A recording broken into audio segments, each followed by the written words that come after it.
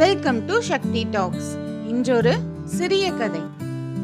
தன்னுடைய வீட்டின் ஏழ்மை நிலை காரணமாக 13 வயசுல தன்னோட பள்ளி படிப்பை நிறுத்திட்டு வேலை தேடி தேடி அலைஞ்சாரு. வேலை தேடி அழுத்து போச்சு. ஒரு நாள் பசியால மயக்கமடைஞ்சு ஒரு நாடக கொட்டக வாசல்ல சொருகும் கண்களோட அமர்ந்திருந்தாரு அந்த சிறுவன். ஒரு பணக்காரர் குதிரையில நாடகம் பார்க்க வந்தாரு.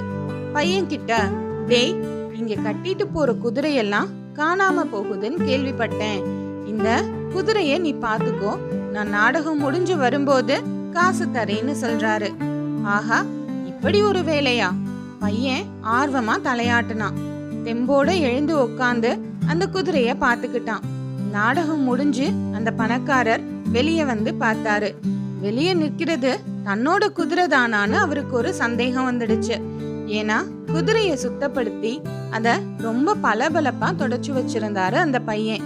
கொஞ்சம் பேசினதுக்கு அதிகமாகவே அந்த பையனுக்கு காசு கொடுத்தாரு. சில்லறை தான் கிடைக்கும்னு நினைச்ச அவர் கையில பணத்தை பார்த்தோன்னே அவருக்கு மிகுந்த மகிழ்ச்சி. மறுநாள் நாடகம் பார்க்க வந்த மத்தவங்களும் குதிரைய அவர்கிட்டயே ஒப்படைச்சிட்டு போனாங்க. அந்த குதிரையையும் பாதுகாத்து சுத்தப்படுத்தி கொடுத்தாரு. இதே மாதிரி நாளுக்கு நாள் அவருடைய வருமானம் பெருகிக்கிட்டே போச்சு. குதிரை லாயமே அமைச்சாரு. உதவிக்கு வேலையாள் வச்சு முதலாளியும் ஆகிட்டாரு. அதோட விட்டாரா, அங்க நடக்கிற நாடகங்களையும் பார்த்து அதுல இருந்து தன்னோட எழுத்து திறமையும் வளர்த்துக்கிட்டாரு. பின்னாடி மிக பெரிய இலக்கிய மேதையாகிட்டாரு.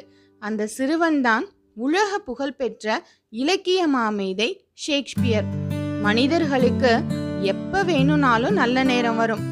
வருகிற சந்தர்ப்பத்தை மட்டும் நம்ம கெட்டியா பிடிச்சுக்கிட்டா போதும். குதிரைக்காரன் கூட குபேரன் ஆகிவிடலாம்.